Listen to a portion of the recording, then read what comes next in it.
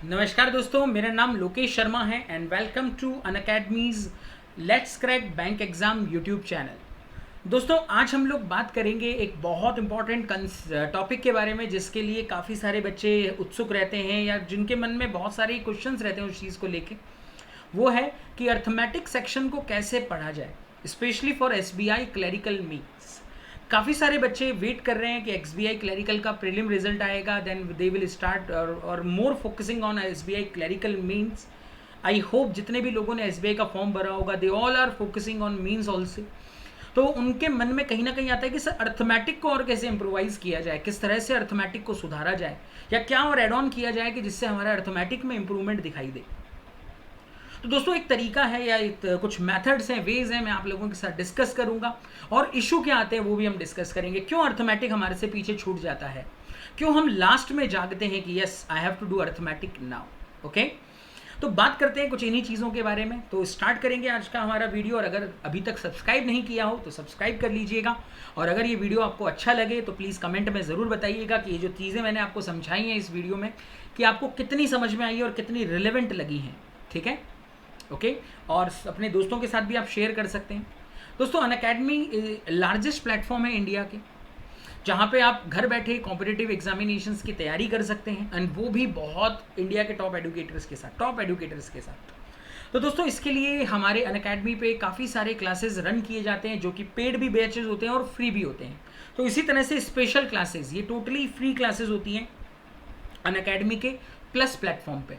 अगर आप देखना चाहते हैं अनअकैडमी का प्लस प्लेटफॉर्म कैसा है, किस तरह का फील है, लर्निंग एक्सपीरियंस कैसा है, तो आज ही अनअकैडमी का लर्निंग ऐप डाउनलोड कीजिए और वहाँ पे एक ऑप्शन मिलेगा आपको स्पेशल क्लासेस। 3 ऑप्शंस रहते हैं दोस्तों। पहला ऑप्शन जो रहता है वो रहता है प्लस बैच, प्लस में यानी पेड क्लासेस मिलेंगे।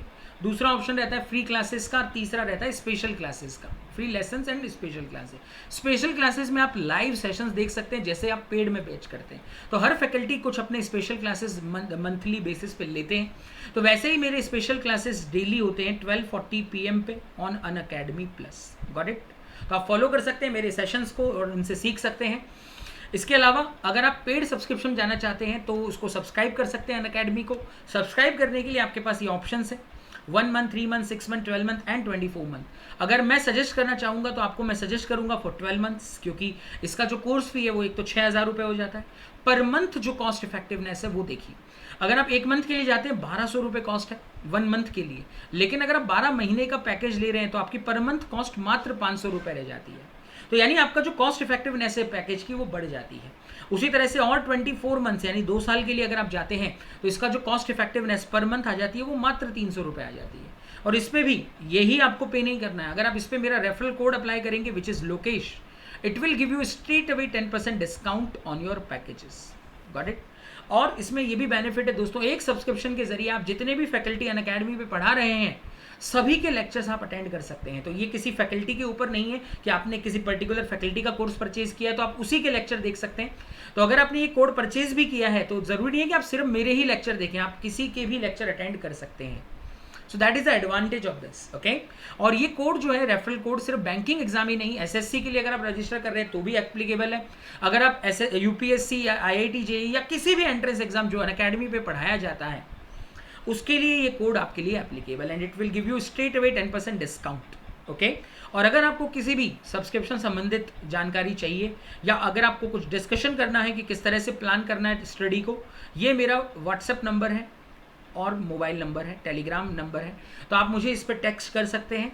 तो मैं अपनी तरफ से बेस्ट पॉसिबल मैनर में आपकी क्वेरीज को रिजॉल्व करूँगा और उनको सॉल्व करने की कोशिश करूँगा। Got it? आगे बढ़ते हैं दोस्तों आज के मेन मुद्दे पे। दोस्तों, क्वांटिटेटिव एप्टीट्यूड की जब आप तैयारी करते हैं तो आप इनको टोटल 5 तरीके के प्रॉब्लम्स में बांट सकते हैं स्पेशली फॉर बैंकिंग एग्जामिनेशंस। तो पहला जो तरीका है या मेथड है वो है सिंप्लीफिकेशन, दूसरा जो है वो है क्वाड्रेटिक इक्वेशंस, तीसरा जो है नंबर सीरीज, चौथा है डीआई और पांचवा जो है अर्थमेटिक प्रॉब्लम्स। अर्थमेटिक प्रॉब्लम यानी वैल्यू वाइज होता क्या है 70 to 80% या मैं कहूँ 90%, मोर प्रिसाइजली भी अगर जाऊँ डेटा के बारे में, तो काफ़ी सारे स्टूडेंट इन्हीं 4 टॉपिक पे स्टडी स्टार्ट करते हैं और मोर ओवर इन्हीं के ऊपर ज़्यादा से ज़्यादा वो फोकस रखते हैं। तो होता क्या है, अर्थमेटिक की प्रैक्टिस कहीं ना कहीं छूट जाती है और इन्हीं 4 टॉपिक के ऊपर आपका प्रीलिम्स पूरी तरह से डिपेंड करता है। अगर आप प्रीलिम में स्कोर करना चाहते हैं तो ये 4 टॉपिक आपको बहुत ज़्यादा कॉस्ट इफेक्ट मार्किंग दिलवाते हैं। तो इसीलिए काफ़ी सारे बच्चों का फोकस इन्हीं 4 टॉपिक पे ज़्यादा से ज़्यादा रह जाता है। तो इस चक्कर में कहीं ना कहीं अर्थमेटिक पीछे छूट जाता है, क्योंकि बच्चों के माइंड में ही रहता है प्रीलिम्स में मैं अर्थमेटिक के क्वेश्चन तक तो वैसे भी पहुंच नहीं पाऊंगा, और फिर वो इसको प्रैक्टिस भी उतना नहीं करते हैं जितना उनको करना चाहिए। लेकिन जैसे ही आप मेंस में जाते हो वहां पे इनमें से कुछ टॉपिक ऐसे हो जाते हैं जो नेग्लेक्ट हो जाते हैं। Got it? तो यहाँ पे अर्थमेटिक का रोल बढ़ जाता है। जैसे आप एसबीआई क्लरिकल मेंस की बात करें तो इसमें टोटल क्वेश्चन 50 आते हैं, ठीक है ना? तो आप मान के चलिए इसमें 20 से 30 क्वेश्चन तो इन टॉपिक्स में बढ़ जाएंगे जो टॉप 4 है, लेकिन बचे हुए 20 क्वेश्चन इसी के ऊपर बेस्ड आएंगे।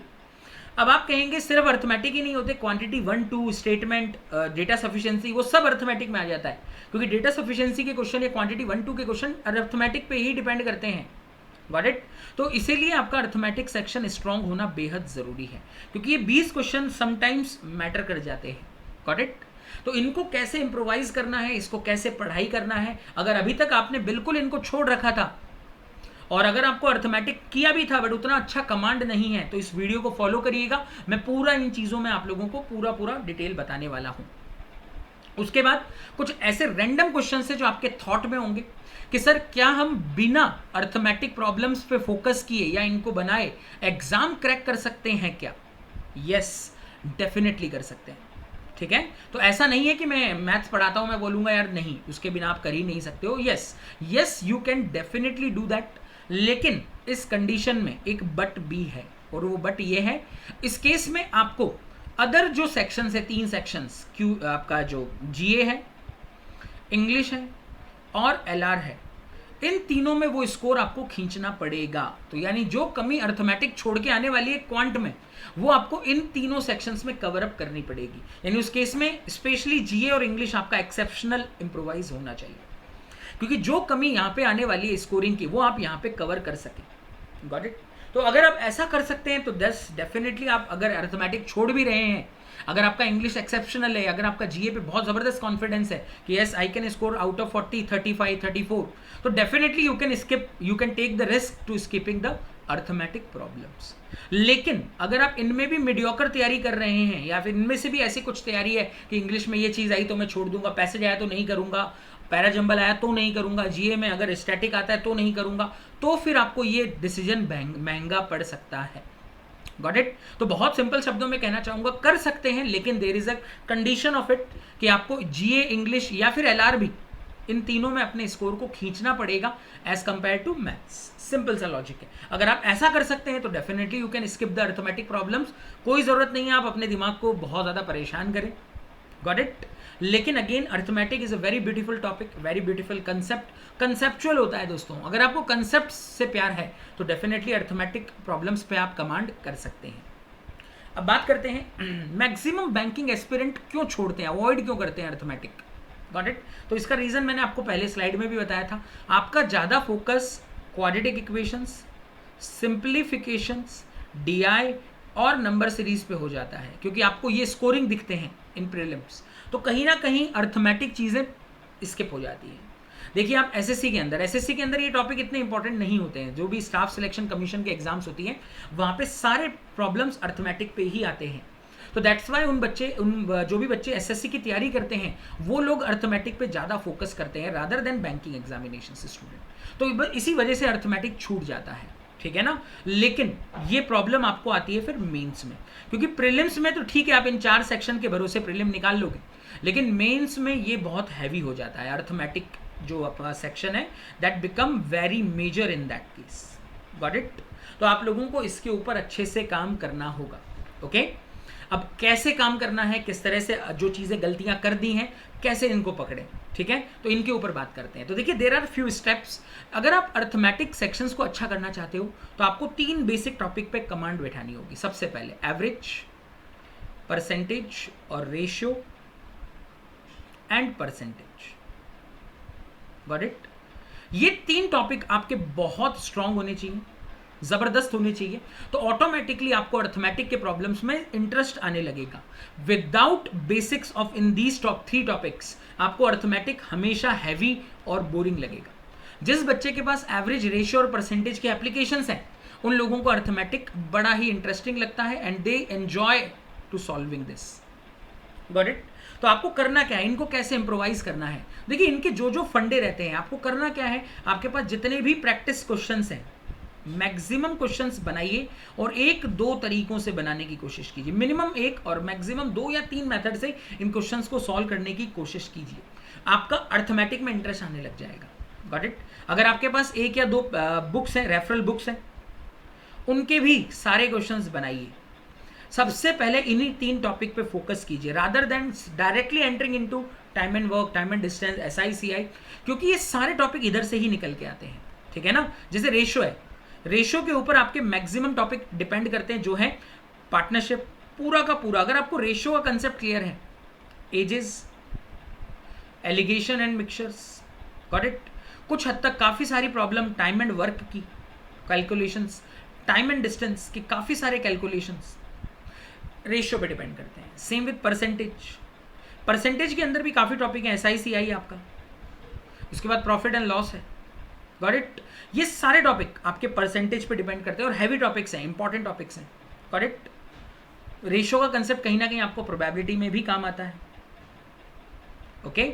इसके बाद एवरेज, एवरेज बेस करता है आपका एलिगेशन मिक्सचर, पूरा का पूरा टॉपिक, अंडरस्टैंडिंग यहीं से निकल के आती है। तो जो हैवी टॉपिक्स हैं सारे के सारे कहीं ना कहीं इन्हीं टॉपिक्स पे रिलाई करते हैं, तो आपको घूम फिर के इन्हीं टॉपिक्स पे आना होता है। तो अगर वाकई में आप अर्थमेटिक को वाकई में सीरियसली चाहते हैं कि इम्प्रोवाइज हो, तो आप इनके ऊपर काम कीजिए।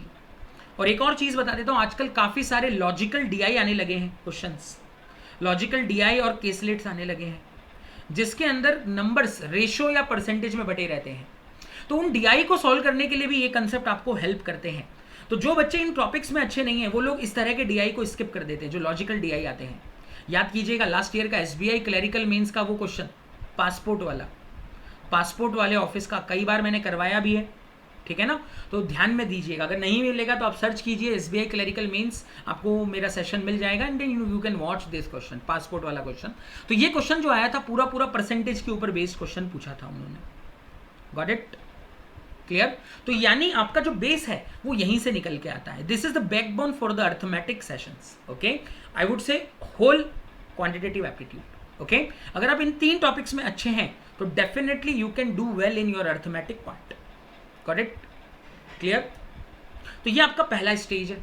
आपको क्वेश्चंस तो बनाने ही है, प्रैक्टिस तो करनी ही है, लेकिन आपको इन 3 टॉपिक्स के बेसिक्स को बहुत अच्छे से समझना होगा। Got it? आगे बढ़ते हैं। आगे क्या करना है? फिर आती है बारी टॉपिक्स वाइज, टॉपिक वाइज जाते जाना है। देखिए, सीक्वेंस में जाइएगा। फॉर एग्जांपल के लिए आपका जो सीक्वेंस है वो प्रॉपर रहना चाहिए। तो जो सीक्वेंस मैं बता रहा हूं, अगर उस वे में पढ़ेंगे तो आपको बेनिफिट मिलेगा। अगर जैसे आपने परसेंटेज पढ़ा है रिसेंटली, तो उसके साथ ही प्रॉफिट एंड लॉस और SI CI पढ़ लीजिए साथ ही साथ। मैं मानता हूं पूरा कंसेप्ट क्लियर नहीं भी होगा, बट काफ़ी सारी चीज़ें, काफ़ी सारे बेसिक्स, काफ़ी सारी कैलकुलेशन ट्रिक्स आपकी क्लियर हो जाएंगी इस 2 टॉपिक्स की। Same with ratio. अगर आप रेशियो पढ़ रहे हो तो I would suggest partnership, ages, got it, ये 2 टॉपिक इसी के साथ निपटा दीजिए हाथों हाथ। तो आपके पास इनके अच्छे बेस क्रिएट हो जाएंगे। इनको प्रैक्टिस कहाँ से करना है? काफ़ी सारे बच्चे यही पूछते हैं, सर मेंस लेवल के क्वेश्चन कहाँ से प्रैक्टिस करें, किधर से पढ़ें? तो देखिए दोस्तों, मेंस लेवल के क्वेश्चंस एक तो मैं क्लियर बता देता हूँ, अगर आपको वाकई में मेंस लेवल के क्वेश्चन की प्रैक्टिस करनी है तो you have to depend on mock series, mock test. जो भी आप फॉलो करते हो वहाँ पे मेंस लेवल के अच्छे क्वेश्चंस आपको मिलेंगे, उनको फॉलो कीजिए। अगर आप सोच रहे हैं कोई पर्टिकुलर बुक आपको मिले जहाँ पे मेंस लेवल मिलेगा, तो थोड़ा सा मुश्किल हो जाएगा, क्योंकि IBPS अपने पैटर्न में इम्प्रोवाइजेशन करता है, तो बुक्स में वो इम्प्रोवाइजेशन शायद आपको ना मिले। लेकिन फिर भी अगर आपको डिफिकल्ट क्वेश्चन पढ़ने का शौक है तो अरिहंत पब्लिकेशन का बुक रहता है कैट लेवल का, वो आप सॉल्व कर सकते हैं। उसमें लेवल 1, 2, 3 ये 3 लेवल के ऊपर क्वेश्चन रहते हैं। अगर आप लेवल 2 तक भी बना लोगे अच्छे से, 3 में जाने की जरूरत नहीं है, बहुत ही डिफिकल्ट क्वेश्चन आ जाते हैं। और ऐसा क्वेश्चन एग्जाम में भी आया तो आप ऐसे भी बनाने वाले नहीं हो, स्किप ही करना है। तो अगर आप लेवल 2 के क्वेश्चंस को ज़्यादा प्रैक्टिस करोगे तो it will give you a confidence of it. Okay, समझ में आई बात? तो यानी ये 2 सोर्सेज आप फॉलो कर सकते हो। सबसे इंपॉर्टेंट सोर्स मॉक सीरीज है, मॉक्स को फॉलो कीजिए, बहुत अच्छा इंप्रूवमेंट आपको देखने को मिलेगा। दूसरा, अरिहंत की बुक कैट लेवल की, उसके बाद और अच्छी लगती है तो अरुण शर्मा की बुक है ठीक है, कैट लेवल की। इसके अंदर थोड़ा और डिफिकल्टी लेवल मिलता है एज पर दिस, ओके। लेकिन अगेन अगर आपका इंटरेस्ट बढ़ रहा है, अगर आपको चाहिए मेंस लेवल ही चाहिए, तो ये 2 बुक्स हैं जो आप रेफर कर सकते हो। लेकिन अगेन आईबीपीएस का पैटर्न नहीं मिलेगा, डिफिकल्टी जरूर मिलेगी, लेकिन पैटर्न, जिस पैटर्न में आईबीपीएस क्वेश्चन पूछता है वो पैटर्न आपको इनमें नहीं मिलेगा, ये मैं आपको क्लियर कर दूं। वो आपको मॉक टेस्ट में ही मिलेगा। अब बच्चे कई बार पूछते हैं कि सर टॉपिक वाइज पढ़ना ठीक है कि मिक्स क्वेश्चंस, ठीक है ना, काफी ये क्वेश्चन कॉमन रहता है बच्चों का। तो देखो मैं सिंपल सी बात बताता हूं, अगर आपके सारे कंसेप्ट अच्छे हैं तो मिक्स क्वेश्चन एक अच्छी सोर्स होती है, मिक्स क्वेश्चन एक अच्छा अप्रोच होता है टू प्रैक्टिसिंग, अगर आपके सारे कंसेप्ट क्लियर हैं तो। लेकिन अगर आपके सारे कंसेप्ट क्लियर नहीं है तो आप टॉपिक वाइज ही जाइए जब तक सारे कंसेप्ट अच्छे नहीं हो जाते। ये सिंपल सा लॉजिक उन लोगों को बता देता हूं, क्योंकि ये काफी बार क्वेश्चन बच्चे पूछते हैं कि सर मिक्स क्वेश्चन को ठीक करना सही रहेगा या टॉपिक वाइज जाए। अब आपको मैं समझाता हूं फर्क क्या होता है। मिक्स क्वेश्चन आपको कहां मिलते हैं? देखिए जितने भी यूट्यूब चैनल आप देखते हो, यूट्यूब पे फॉलो करते हो, जहां पे प्रैक्टिस करवाई जाती है, YouTube is only for practice. हाँ, मैं हमेशा बोलता हूं अगर आपको प्रैक्टिस करना है गो फॉर यूट्यूब, लेकिन अगर आपको कंसेप्ट सीखने हैं, लर्न करने हैं, then go for the paid content, ठीक है ना। तो अनअकैडमी के प्लस सब्सक्रिप्शन को आप ले सकते हो, वहां पे आपको प्रॉपर तरीके से पढ़ाया जाएगा कि किस तरह से आप अपने अर्थमेटिक टॉपिक वाइज सेशंस को बिल्ड कर सकते हैं। Got it? क्लियर? तो ये सिंपल सी चीज है दोस्तों। तो अगर आपको वाकई में कंसेप्ट अच्छे हैं, आप रिवाइज करना चाहते हो, 2-3 साल से तैयारी कर रहे हो, 1.5 साल से तैयारी कर रहे हो, अगर आपके कंसेप्ट अच्छे हैं, सिर्फ रिवीजन चाहिए, then go for YouTube channels. लेकिन अगर आप बिगिनर हो, आप नए से शुरू कर रहे हो, आपका उतना कॉन्फिडेंस अभी मेंस के कंटेंट पे नहीं है, तो I would suggest go for Unacademy subscription, paid subscription लीजिए। वहां पे आपको टॉपिक वाइज प्रॉपर पढ़ाया जाएगा, ठीक है ना। आपको यूट्यूब पे बहुत रेयर मिलेगा कि कोई टॉपिक वाइज आपको टॉपिक टू टॉपिक पढ़ा रहा है डिफिकल्टी से। Got it? तो ये मैं आपको क्लियरली बता रहा हूं, तो इसमें आपको जंबल्ड अप और फंसने की जरूरत नहीं है। Got it? क्लियर? तो अगर आप ये चीजें प्रोसेस फॉलो करेंगे, you will get good result in your arithmetic sections. Okay. Secondly, practice कैसे करें इन सेशंस की, ठीक है। तो दोस्तों प्रैक्टिस भी आपको करनी है, क्योंकि विदाउट प्रैक्टिस अर्थमेटिक कहीं ना कहीं ब्लर हो जाएगा। तो आपको क्या करते रहना है, विद इन 1 वीक, एक वीक से आपको रिवाइज करते रहना है अपने कंसेप्ट्स को। Got it? जैसे फॉर एग्जांपल आज आपने एवरेज पढ़ा, ओके, आपने एवरेज 2-3 दिन तक इसके क्वेश्चंस को बनाया, 2 से 3 दिन तो मिनिमम देने एक टॉपिक को दोस्तों स्टार्टिंग में। क्लियर? उसके 1 वीक के बाद या 2 वीक के बाद, 1 और 2 वीक के बाद दोबारा से एक बार उन्हीं क्वेश्चंस को रिवाइज किया, सेम क्वेश्चंस। हाँ, यूं नहीं कि नए क्वेश्चन लेके बैठ जाओ, सेम क्वेश्चंस को एक बार रिवाइज कर दिया, सेम। उसके 2-3 दिन बाद फिर परसेंटेज का नंबर आया, आपने लिए इसमें भी 2-3 दिन, फिर अगले इसके 1-2 हफ्ते के बाद। ये स्केड्यूल आपके पास रहना चाहिए। इसमें अब जब आप रिवीजन करोगे ना दोस्तों, उतना समय नहीं लगेगा जितना यहाँ लगा था। Got it? क्योंकि यहाँ पे आप सीख रहे थे, नए नए क्वेश्चन बना रहे थे।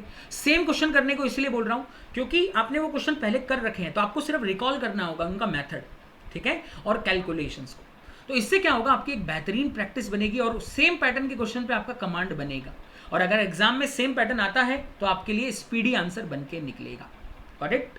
क्लियर? तो ये पैटर्न आपको शिद्दत से फॉलो करना है, और उसके अलावा फिर आप मेरे सेशंस को फॉलो कर सकते हो और अच्छे से आप अपने अर्थमेटिक पे काम कर सकते हो। अर्थमेटिक के अंदर रिलेवेंसी होनी बहुत ज़रूरी है, ठीक है ना। और हर क्वेश्चन, कई बच्चे पूछते हैं हर क्वेश्चन 2-3 तरीकों से आना चाहिए क्या? यस, देखिए आता है तो बहुत अच्छी बात है, प्रेफरेबल है, अगर आता है तो बहुत बढ़िया बात है। लेकिन अगर नहीं आता है तो एक तरीका, एक मेथड आपका सॉलिड होना चाहिए, चाहे क्वेश्चन कितना भी घुमा के या कितना भी डिफिकल्ट लेवल पे पूछा जाए, आप घुमा फिरा के उस मेथड को यूज करके फाइनल आंसर तक पहुंच सकें। तो एक मेथड आपका रॉक सॉलिड होना चाहिए दोस्तों। अगर ऐसा है, अगर आप ऐसा कर सकते हो तो definitely it will be helpful for you. Okay, क्योंकि आप एक क्वेश्चन को प्रैक्टिस करते समय 2-3 मेथड अप्लाई करोगे, लेकिन एग्जाम में तो एक ही मेथड लगाना है।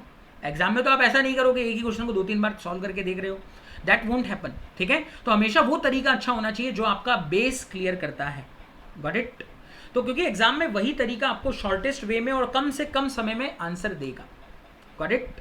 क्लियर? तो ये एक सिंपल सी लॉजिक है। अगर आपको आते हैं 2-3 मेथड बहुत अच्छी बात है, लेकिन अप्लाई उसी को करिए जिसके ऊपर आपका ज़्यादा कॉन्फिडेंस है या आपकी जिसकी ज़्यादा प्रैक्टिस है। सिंपल। Got it? तो आई होप ये जो तरीके मैंने आपको बताए हैं, अगर आप ईमानदारी से फॉलो करोगे दोस्तों, ये आपके अर्थमेटिक को इम्प्रोवाइज करने में बहुत हेल्प करेंगे।